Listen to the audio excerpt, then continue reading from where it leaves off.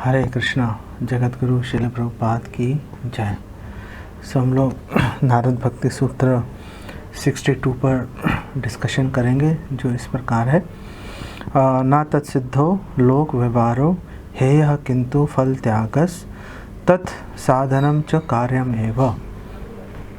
इसका मतलब है कि अगर भक्ति में जुड़ने के बाद भी एक व्यक्ति को अपने कर्तव्यों को त्यागना नहीं चाहिए, बल्कि उसको अपने जो कर्मों का फल है, जो भी वो कर्म कर रहा है उसका फल भगवान को अर्पित करते रहना चाहिए। और जब जैसे वो शुद्ध भक्ति के स्तर पर उठने की कोशिश कर रहा है, तो उस दौरान जो है उसको जो भी उसके प्रेस्क्राइब्ड ड्यूटीज़ हैं, जो भी उसके स्वभाव, उसके गुणों के अनुसार जो भी उसका ड्यूटीज़ कर्तव्य है, उसके निर्वाह उसको करते रहना चाहिए। तो ये बेसिकली वर्स है। तो इस पे हम डिस्कशन करते हैं मंगलाचरण के बाद। आजानुलंबित भुजौ कनकावदातो संकीर्तनैक पितरौ कमलायताक्षो विश्वम्भरो द्विजवरो युगधर्मपालो वंदे जगत प्रिय करो करुणावतारो वंदे श्री कृष्ण चैतन्य नित्यानंदो सहोदितो गौड़ोदय पुष्पंदो चित्रो छंदो तमोनुदो तत्वात्मकम कृष्णं भक्त रूप स्वरूपकम भक्तावतारम भक्ताख्यम नमामि भक्त शक्तिकम। श्री कृष्ण चैतन्य प्रभु नित्यानंद श्री अद्वैत गदाधर शिवासुदि गौर भक्त वृंदा। हरे कृष्ण कृष्ण कृष्ण हरे हरे, हरे राम राम राम हरे हरे। वैराग्य विद्या निज भक्ति योगा शिक्षार्थम एकः पुरुषः पुराना। श्री कृष्ण चैतन्य शरीर धारे कृपाम्बुधिर यस्तम अहम प्रपत्ते। हरे कृष्ण। तो बहुत ही इम्पोर्टेंट सूत्र है ये, और इस सूत्र के ऊपर हम चर्चा के दौरान श्रीमद् भागवतम में क्या कहा गया है उसको हम देखेंगे। श्रील प्रभुपाद ने इस श्लोक पर कई बार लेक्चर्स दिए हैं, वहाँ पर श्रील प्रभुपाद क्या कह रहे हैं उसको हम एनालाइज करेंगे। भगवत गीता के 18वें अध्याय में इस विषय पर भगवान कृष्ण क्या बोल रहे हैं। एक सीरीज श्लोका की है, एक के बाद एक श्लोक चल रहे हैं। तो वो सीरीज़ को हम डिस्कस करेंगे और उसमें से एक निष्कर्ष निकाल के लाएंगे, और फाइनली हम उसको कंक्लूड करेंगे भगवत गीता 5वें अध्याय से, और फिर एक निष्कर्ष निकाल के लाएंगे उसमें से। भागवतम का एक बहुत ही प्रसिद्ध श्लोक है, भागवतम 1-2-13 का। अतः पुंभेर द्विजा श्रेष्ठा वर्णाश्रम विभागशः स्वनुष्ठितस्य धर्मस्य संसिद्धिर हरितोषणम। तो वहाँ पर बोला गया कि हे द्विज श्रेष्ठों में सबसे महान निष्कर्ष ये है कि वर्णाश्रम धर्म का पालन करने से, बहुत ही निष्ठापूर्वक ईमानदारी से, ऑनेस्टली एक व्यक्ति जो सर्वश्रेष्ठ सर्वोत्तम फल है वो प्राप्त कर सकता है। और वो फल क्या है? संसिद्धिर हरितोषणम, वो भगवान को उससे प्रसन्न कर सकता है।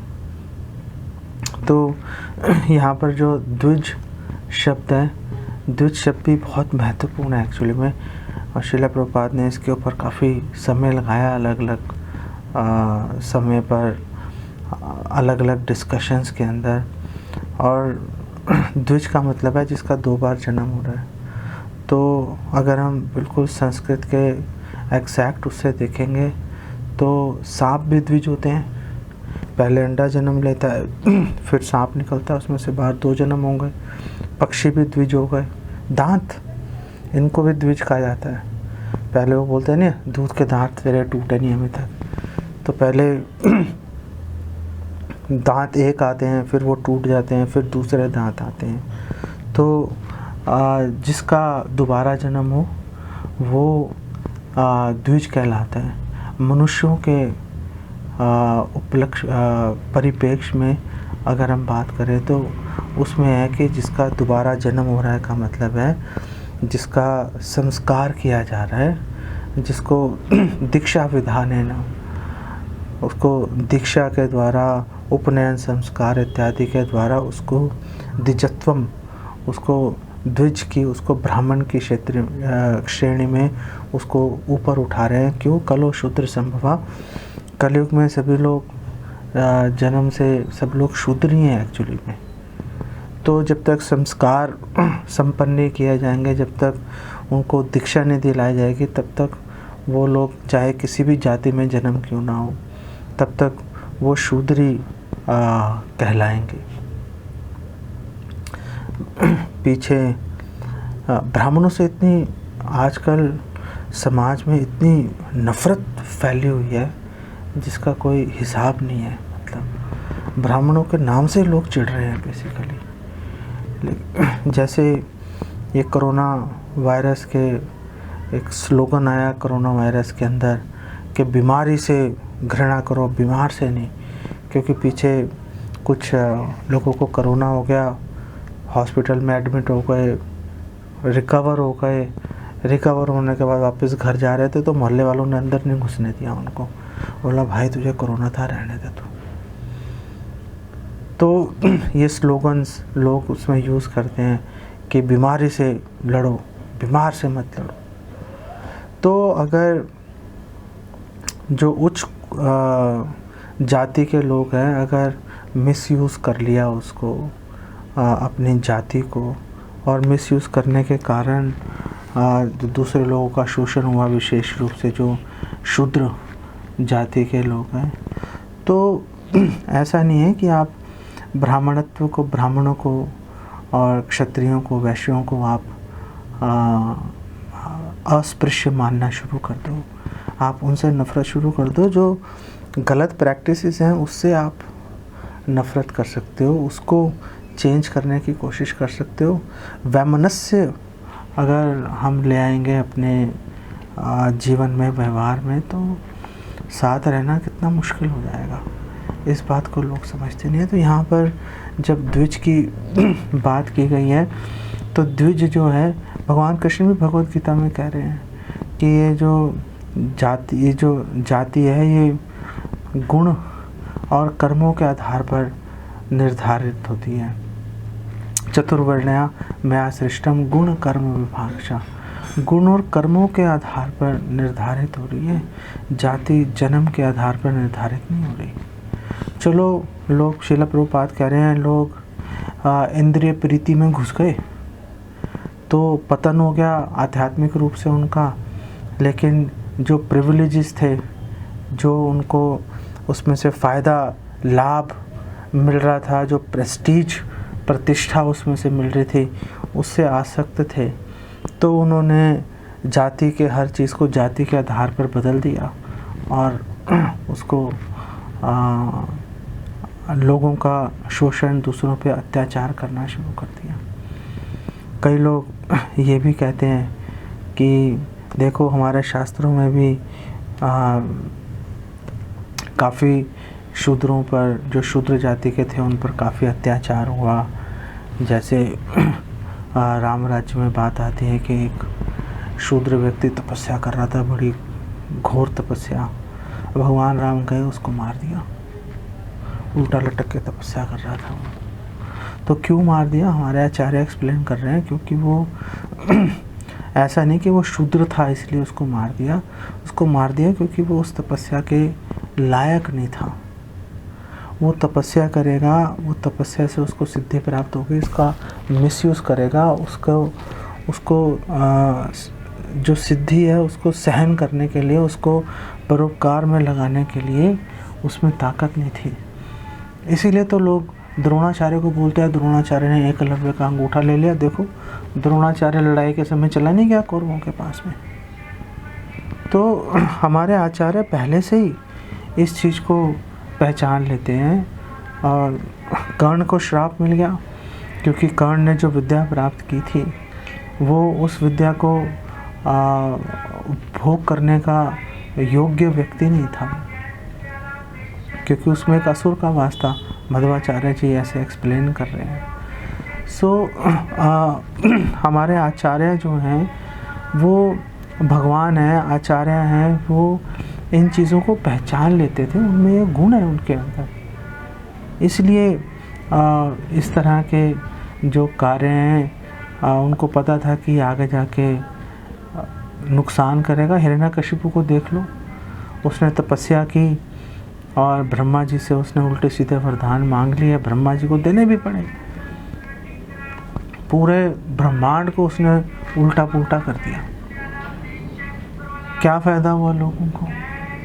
और जब हिरण्यकशिपु भगवान जब अवतरित हुए, नरसिंह भगवान अवतरित हुए, हिरण्यकशिपु का वध कर दिया, तो नरसिंह भगवान ने बोला ब्रह्मा जी को कि आप ऐसे उल्टे सीधे वरदान मत दिया करो, क्योंकि जो शठ व्यक्ति है, जो दुष्ट व्यक्ति है, अगर उसको सिद्धि मिल गई वो नुकसान करेगा। जैसे मणिधारी सांप है, मणिधारी सांप अगर कोई, एक सांप तो वैसे ही खतरनाक है, लेकिन अगर सिर पे मणि भी उसने धारण कर ली तो उसकी सुंदरता थोड़ी ना मरेगी, उससे ये दिख जाएगा कि यार ये और भी ज़्यादा विषैला होगा, तो लोग उससे और ज़्यादा डरेंगे।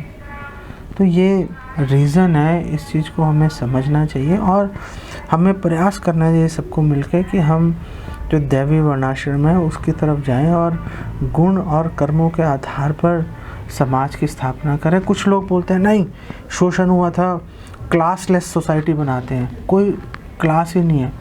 आप कम्युनिस्ट देख लो, कम्युनिज्म जैसे चाइना है, चाइना को आप देख लो, कौन कह रहा है कि वहाँ पे क्लासलेस सोसाइटी हो गई? हमेशा बगैर क्लास के तो आप सर्वाइव ही नहीं कर सकते, कोई भी सोसाइटी वर्क ही नहीं कर सकती फंक्शन करने के लिए। जैसे एक शरीर में श्रील प्रभुपाद बोल रहे हैं, सिर की भी ज़रूरत है, हाथों की भी ज़रूरत है, पेट की भी ज़रूरत है, टांगों की भी ज़रूरत है। मान लेते हैं कि जो सर है, जो ब्रेन है, वो सबसे महत्वपूर्ण है, लेकिन ये थोड़ा ना कह सकते हैं कि पैर महत्वपूर्ण नहीं है या हाथ महत्वपूर्ण नहीं है या पेट महत्वपूर्ण नहीं है। हर चीज़ का अपना अपना स्थान है। तो जो टर्म है, जो फंक्शनल वर्ड है, वो है कि कोऑपरेशन होके आपस में सहयोग से सबको मिल के चलना चाहिए, तो जाके बात बनती है। और पीछे मैं देख रहा था कई यहाँ पर, एक तो राइट विंग है, एक लेफ़्ट विंग के लोग हैं, जो कि लेफ़्ट विंग के लोग चाइना से सहानुभूति रखते हैं। उनको ये समझ नहीं आती कि जो चाइना से सहानुभूति रख रहे हैं लेफ़्ट विंग के लोग। इनफैक्ट उस दिन मैं पढ़ भी रहा था एक आर्टिकल 1962 के बारे में, चाइना से कुछ लोग सिंपथाइज़ कर रहे थे। अरे आप चाइना से सिंपथाइज़ कर रहे हो, चाइना में हाल तो देखो, चाइना में 140 करोड़ लोग नहीं रह रहे, चाइना में 140 करोड़ गुलाम स्लेव्स रह रहे हैं। किसी का कोई कुछ बोल ही नहीं सकता, कोई कुछ बोलेगा गायब हो जाता है, वो उसको पकड़ के जेल में डाल देते हैं, मार देते हैं।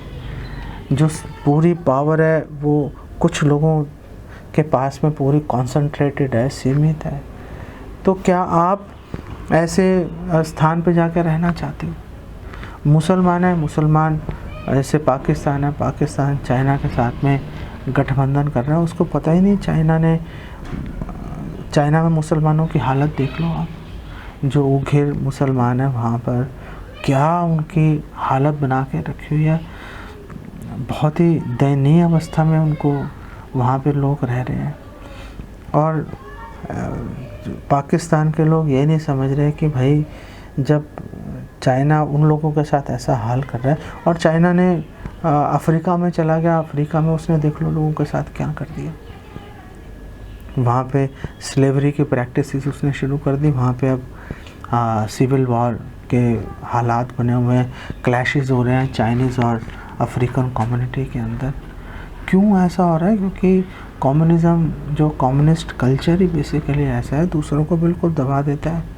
यहाँ पे जो क्रिश्चियंस हैं, पीछे मैं देख रहा था कि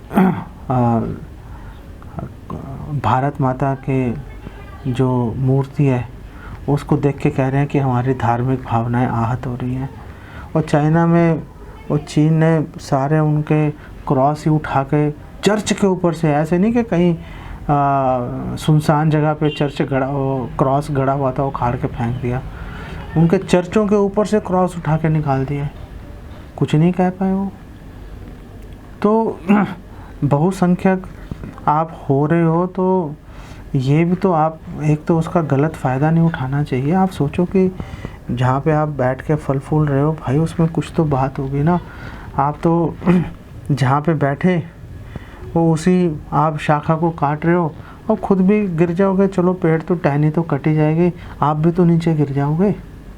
इस चीज़ का तो लोगों को बेसिकली ध्यान रखना चाहिए। कॉपरेशन एक्टिव वर्ड है, कॉपरेशन से मिलके दुनिया चलती है, ऐसे नहीं बात होता। तो सब लोगों को मौका मिलता है भगवान के बारे में सोचने का, भगवान का साक्षात्कार करने का। ये जो इतनी हेट फैली हुई है, आपस में लोग एक दूसरे से घृणा कर रहे हैं, उसके अंदर लोगों का दिमाग ही काम नहीं कर रहा। अच्छे अच्छे इंटेलेक्चुअल्स जो हैं वो एक दूसरे की साइड्स लेने पर उतरे हुए हैं।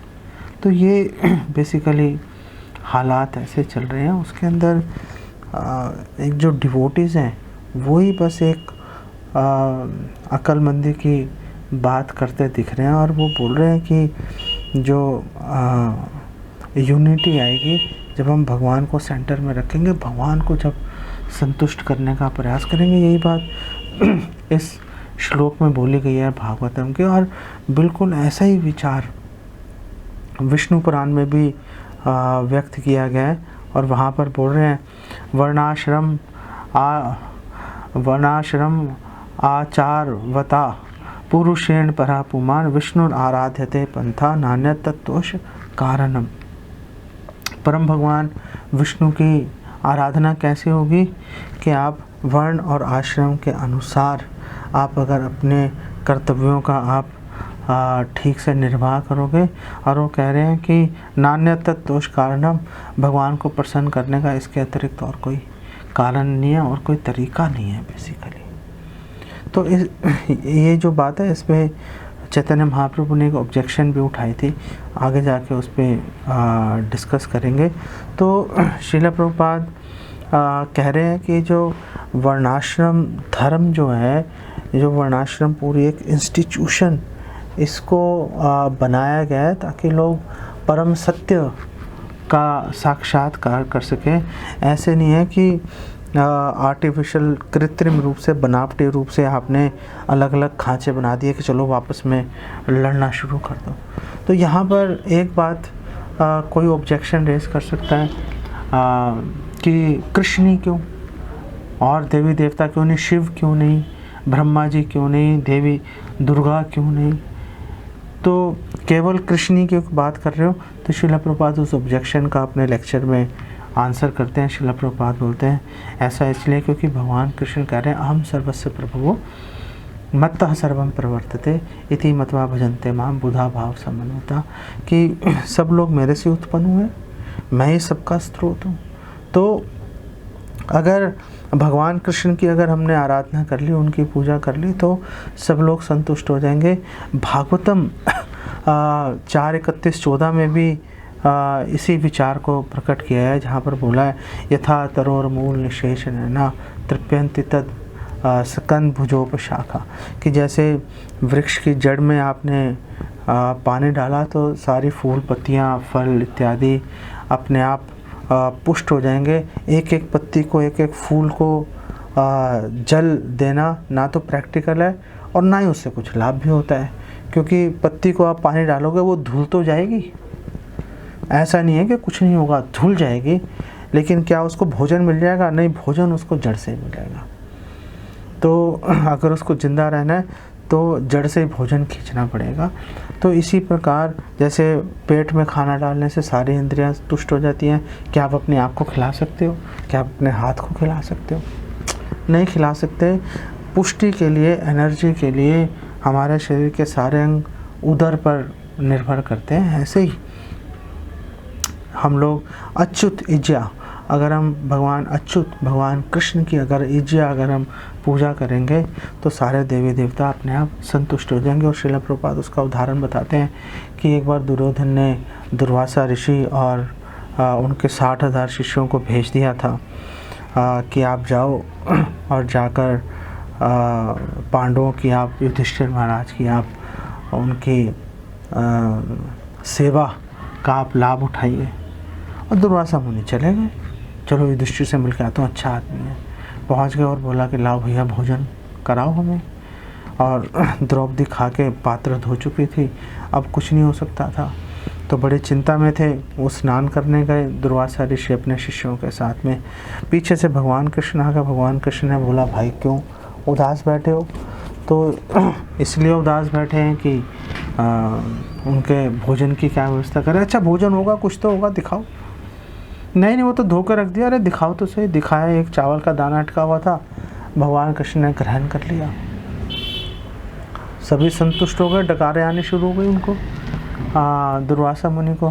तो दुर्वासा मुनि ने सोचा, भाई उसने प्रसाद की व्यवस्था कर रही होगी, अब क्या मुंह दिखाऊंगा, जाके भाग चलते हैं यहाँ से। वो वहाँ से चले गए, वो खतरा उनका टल गया। तो अगर हम कृष्ण को, हरि को संतुष्ट करेंगे तो सब लोग अपने आप ही संतुष्ट हो जाएंगे, पूरा जगत संतुष्ट हो जाएगा। और इसके लिए भगवान को संतुष्ट करने के लिए श्रील प्रभुपाद कह रहे हैं कि ब्राह्मण का होना आवश्यक नहीं है।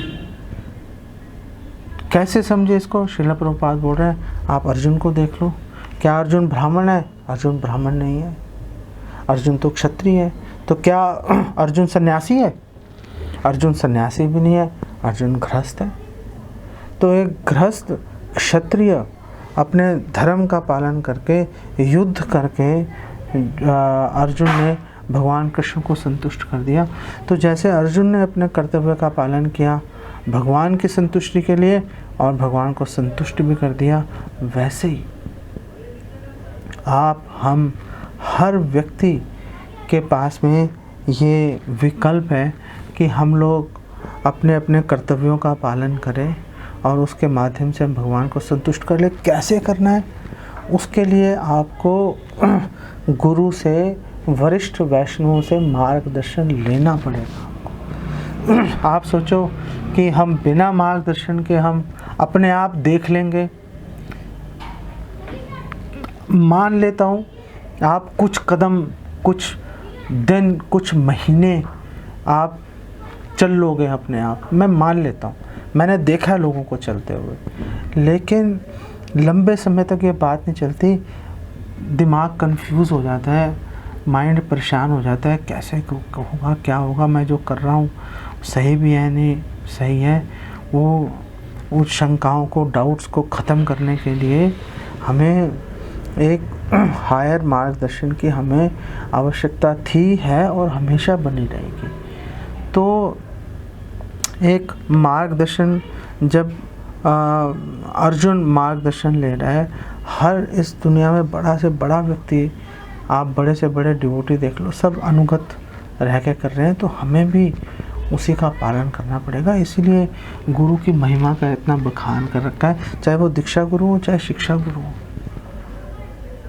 जिन जिन से भी आप मार्गदर्शन ले रहे हो उनके प्रति निष्ठा का भाव रख के उनसे मार्गदर्शन लेते रहना चाहिए, अदरवाइज़ कन्फ्यूजन हो जाती है, बात नहीं बनती। यहाँ पर एक बात और है इस परिप्रेक्ष्य में कि भगवान को संतुष्ट करना है कि जो महाराज युधिष्ठिर है, धर्मराज है, हर चीज़ को धर्म के एंगल से देखते हैं वो, लेकिन वो भी श्रील प्रभुपाद कह रहे हैं, वो भी डरे हुए हैं।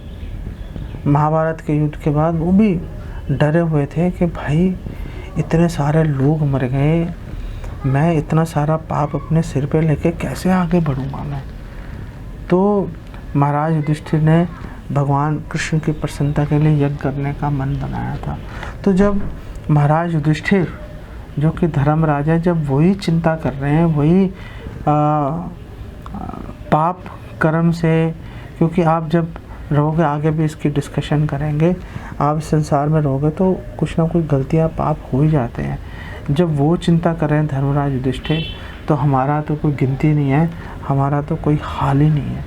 हमें बड़ी सावधानी से हमेशा इस श्लोक के माध्यम से जो हमें शिक्षा मिल रही है कि हर काम भगवान की प्रसन्नता के निमित्त ही करना चाहिए। तो श्रीमद् भागवतम 3:27-21 में भी भगवान कह रहे हैं कि कैसे करनी है, कैसे आप पापों से छुटकारा पालोगे। तो वहाँ पे बता रहे हैं अनिमित्त निमित्तेन स्वधर्मेण मलात्मना तीव्रया मयि भक्त्या च श्रुत संभृत्या चिरम। तो वो कह रहे हैं कि आप मोक्ष प्राप्त कर सकते हो अगर आप मेरी भक्ति करते रहोगे। भक्ति करना, भगवान की भक्ति करना जरूरी है, ये कोई विकल्प नहीं है, ये नितांत आवश्यक है, करनी ही पड़ेगी हर एक को। तो अगर आप निष्ठापूर्वक सीरियसली तीव्रया मयि भक्त्या, अगर आप मेरी तीव्र बहुत ही गंभीरता से अगर आप मेरी भक्ति करोगे और श्रुत संभृत्या चिरम, और मेरे बारे में लंबे समय तक अगर आप सुनते रहोगे तो आप मोक्ष प्राप्त कर लोगे। और इस तरह से अपने कर्तव्यों का स्वधर्मेण, अपने कर्तव्यों का आप निर्वाह करते करते अमलात्मना, आपको कोई भी आपको रिएक्शन नहीं आएगा, कोई भी आपको पाप कर्म का सामना नहीं करना पड़ेगा। और आप ये जो जड़ पदार्थ है इसके साथ जो संबंध से जो हम में दोष आ गए हैं, उन दोषों से भी बेसिकली हम लोग मुक्त हो जाएंगे। ये बात बहुत इम्पॉर्टेंट है कि हम लोग गृहस्थ आश्रम रह के अपना काम करो, लेकिन तीव्रेन भक्ति योगेन, तीव्रता के साथ में भगवान की भक्ति करनी पड़ेगी। तीव्रता के साथ का मतलब है कि प्रधानता हमें भगवान की भक्ति को देनी पड़ेगी और बाकी कार्य साथ में यथासंभव उनको करते रहो। अगर कहीं पे कॉन्फ्लिक्ट है, अगर कहीं पे दो चीज़ें अटक गई कि ये करूं या ये करूं, तो भक्ति को प्रधानता दो, दूसरा काम अपने आप होगा तो होगा, नहीं होगा तो नहीं होगा। इस तरह से आगे बढ़ना चाहिए और ये याद रखना चाहिए कि अगर भगवान की भक्ति को प्रधानता दोगे, भगवान प्रोटेक्ट करते हैं। ये हमारा निजी अनुभव भी है, भगवान प्रोटेक्ट करते हैं। भगवान प्रोटेक्ट करते आए हैं और आगे भी भगवान प्रोटेक्ट करते रहेंगे, इसमें कुछ संशय नहीं है। तो अब हम भगवद गीता के कुछ श्लोकों को, एक क्रम से श्लोक चल रहे हैं 18वें अध्याय में, उन श्लोकों को उस श्लोकों की दृष्टिकोण से हम इस सूत्र को समझने की कोशिश करते हैं। तो भगवद गीता 18:46 में भगवान कह रहे हैं यतः प्रवृत्तिर्भूतानां ये न सर्वम इदम ततम स्वकर्मणा तम अभ्यर्च सिद्धिम विन्दति मानवा, कि जो भगवान सभी जीवों के स्रोत हैं और सर्वत्र भगवान विराजमान है, ओमनी प्रेजेंट है भगवान, हर जगह भगवान विराजमान है। सहस्त्र पाणि पादम तद सहस्त्रोक्षि शिरोमुखम सहस्त्र श्रुति मल्लोके सर्वम आवृत्य तिष्ठति। भगवद गीता में भगवान कह रहे हैं मैं सब जगह विराजमान हूँ, सूत्रे मणिगणा इवा, मैं हर एक चीज़ में विराजमान हूँ, लेकिन सामने से दिखता नहीं। मैं जैसे एक मोती पिरोए गए हैं, तो जब मोती पिरोए जाते हैं तो फिर जब पूरी माला बहुत सुंदर से तैयार हो जाती है तो धागा दिखाई नहीं देता, सिर्फ मोती दिखाई देते हैं कि बहुत सुंदर से आपस में जुड़े हुए हैं। लेकिन उनको जोड़ने वाला जो सूत्र है वो दिखने से भी समझदार व्यक्ति को पता होता है कि ये सूत्र के ऊपर जो है ये सारे उसमें पिरोए हुए हैं। ऐसे फूलों की माला है, फूलों की माला में तो बिल्कुल ही धागा दिखाई नहीं देता, लेकिन बिना धागे के आप फूलों की माला बना भी कैसे सकते हो, उसके बिना वो सुंदरता आएगी नहीं, आपस में एकत्व होगा नहीं, लोग जो फूल हैं आपस में इकट्ठे होंगे ही नहीं। तो दिखते नहीं हैं, अव्यक्त रूप में रहते हैं, लेकिन समझदार व्यक्ति इस बात से समझ जाता है। तो भगवान सब जगह विराजमान है, सर्वत्र सर्वज्ञ हैं भगवान, हर तरफ भगवान विराजमान है, सर्वम आवृत्य तिष्ठति। तो ऐसे भगवान जो कि सभी के स्रोत हैं और सब स्थानों पर भगवान विराजमान है। गोलोक एव निवसति अखिलात्म भूतो, ब्रह्मा जी भी कह रहे हैं भगवान सर्वत्र विराजमान रहते हैं भगवान। तो ऐसे सर्वत्र विराजमान भगवान की आराधना करके जो सभी के स्रोत हैं, एक व्यक्ति अपने कर्तव्य का स्वकर्मणा, अपने कर्तव्य के निर्वाह के द्वारा उन भगवान की उपासना करके, उनकी पूजा करके वो उनको प्रसन्न कर सकता है और सिद्धि प्राप्त कर सकता है। सिद्धि विंदति मानवा, वो सिद्धि प्राप्त कर सकता है। कितना महत्वपूर्ण श्लोक है ये। आगे 47वें श्लोक में भगवान कह रहे हैं कि श्रेयान स्वधर्मो विगुणः पर धर्मात् स्वनुष्ठितात् स्वभाव नियतम कर्म कुर्वान नाप्नोति किल्बिषम। और भगवान कह रहे हैं कि देखो, जो आपके गुण और कर्म स्वभाव के अनुसार जो आपका कर्म है, स्वकर्म है आपका, उसका निर्वाह करो, चाहे उसके अंदर दोष ही क्यों ना हो। दूसरे के कर्म का निर्वाह करने की कोशिश मत करो। अगर आप क्षत्रिय हो, ब्राह्मण के कामों में अड़ंगे मत लगाओ। अगर आप ब्राह्मण हो, क्षत्रिय बनने की कोशिश मत करो। अगर आप वैश्य हो तो क्षत्रिय के काम में अड़चन मत लगाओ। सब अपने अपने निर्धारित कामों को पूरा करो। दूसरों का काम कितना ही लुभावना क्यों ना लग रहा हो, वो कहते हैं ना, it is always greener on the other side. दूसरे काम हमेशा अच्छा लगता है, अपना काम लगता है यार कितनी ख़राब बात है। लेकिन एक्चुअली में हो सकता है दूसरा व्यक्ति आपके बारे में ये सोच रहा हो कि यार वो कितना बढ़िया काम कर रहा है, मैं देखो गधा मजदूरी कर रहा हूँ। तो भगवान यहाँ पे कह रहे हैं कि अपने कर्म का निर्वाह करो, चाहे उसमें मिस्टेक्स भी हो जाए, परवाह मत करो। दूसरों के काम करने की आप कोशिश मत करो। जब तक आप अपना काम करते रहोगे तो आप पाप कर्मों से बचे रहोगे। आपको पाप कर्म आपको प्रभावित नहीं करेंगे। लेकिन अगर हम अपना काम कर रहे हैं, उसमें कुछ मिस्टेक्स हो रही हैं, तो भगवान उसके लिए अगले श्लोक में आश्वासन दे रहे हैं। भगवान कह रहे हैं सहजम कर्म कौन्तेय सदोषम अपि न त्यजेत सर्वारंभा ही दोषेन धूमेन अग्निर इवावृता। कि देखो अर्जुन, जैसे अग्नि है, कहीं पे भी आग जलेगी उसके ऊपर धुआं थोड़ा बहुत रहता ही है, ये होगा ही होगा ऐसे। इसी प्रकार से इस संसार में कोई कुछ भी कार्य करेगा उसमें कुछ ना कुछ दोष आएंगे ही आएंगे उसके अंदर। तो तुम ऐसे दोषों से घबरा कर कि नहीं हम तो परफेक्टली हम इस कार्य को करना चाहते हैं, ऐसे विचार अपने मन में नहीं लाकर आपको ये पता होना चाहिए कि मैं कुछ भी करूँगा कुछ ना कुछ मिस्टेक्स हो जाएंगी। तो बस भगवान की प्रसन्नता के लिए यथासंभव मैं प्रयास करके अपने जो मेरे स्वाभाविक कर्म है उसका मैं निर्वाह करता रहूँ। आगे 49वें श्लोक में भगवान कह रहे हैं 18वें अध्याय के, असक्त बुद्धि सर्वत्र जितात्मा विगत स्पृहा नैष्कर्म्य सिद्धिम परमाम संन्यासेन अधिगच्छति। और भगवान कह रहे हैं कि इस तरह से जो व्यक्ति जिसकी इंद्रियां संयमित हैं, जितात्मा इंद्रियां संयमित है, असक्त बुद्धि अनअटैच्ड है, वो आसक्त नहीं है किसी भी कार्य से, और विगत स्पृहा किसी भी भौतिक इंद्रिय तृप्ति के प्रति आकर्षित नहीं होता, वो वैराग्य विद्या के अनुशीलन के द्वारा वो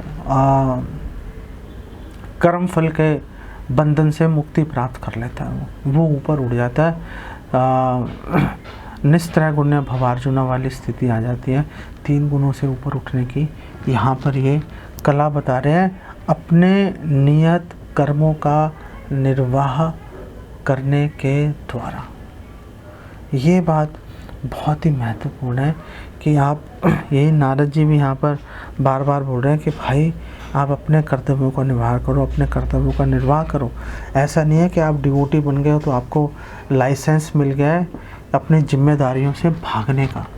कई डिवोटीज़ हैं, मैंने देखा है, वो भक्ति में जुड़ते हैं तो कामचोर टाइप बनने की कोशिश करते हैं। उनको कहीं से भी ऐसा करने से शोभा प्राप्त नहीं होती उनको। आपको अपने नियत कर्मों का आपको वर्णाश्रम धर्म के अंतर्गत निर्वाह करना ही पड़ेगा।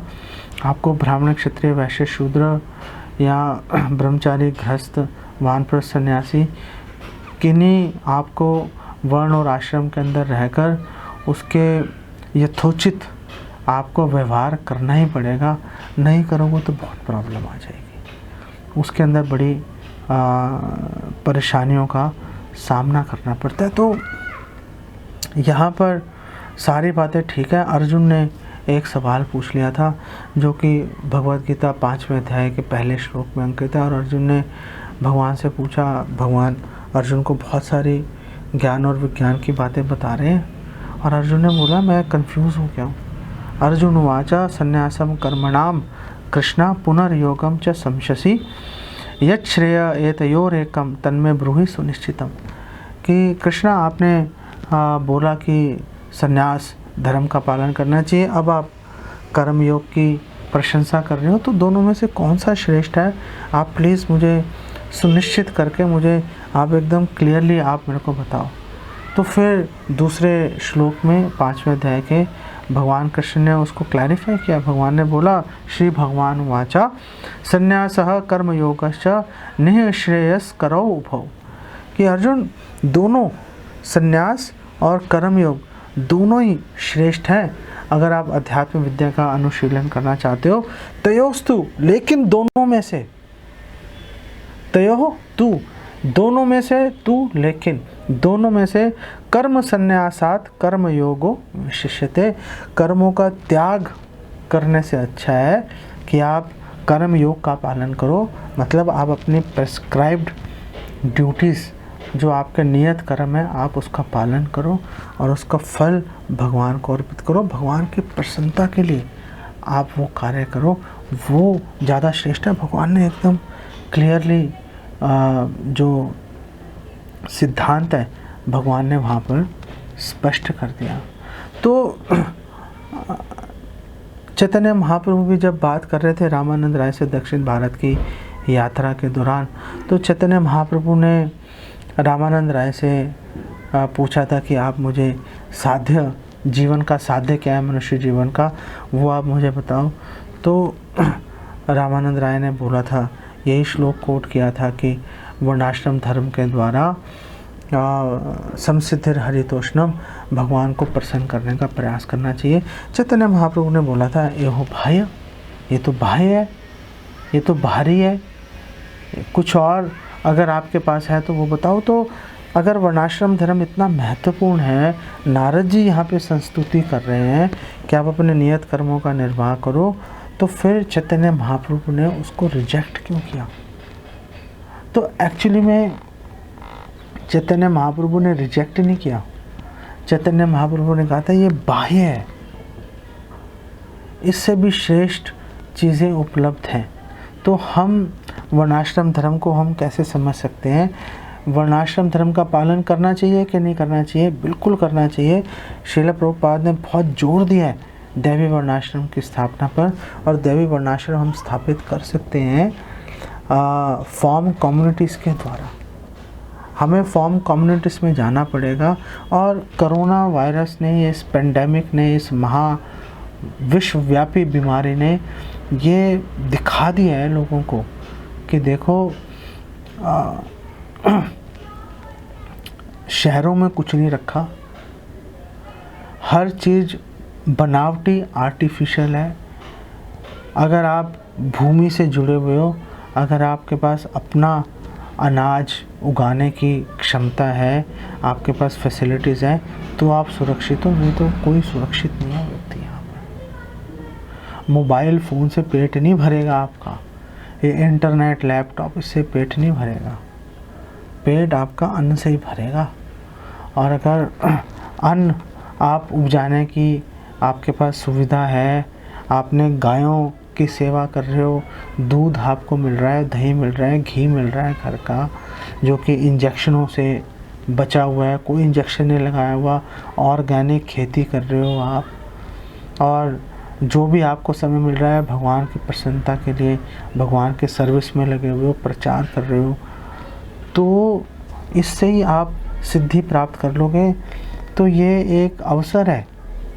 इस तरह की बीमारियां जो हैं ये हमें मौका दे रही हैं कि हम जो भी हमने अब जिस तरह से अपने अपने जीवन शैलियाँ बना रखी हैं, हम उस पर क्वेश्चन मार्क लगाएं, सवाल उठाएं हम कि आखिर जो हम कर रहे हैं क्या सही भी कर रहे हैं कि गलत कर रहे हैं।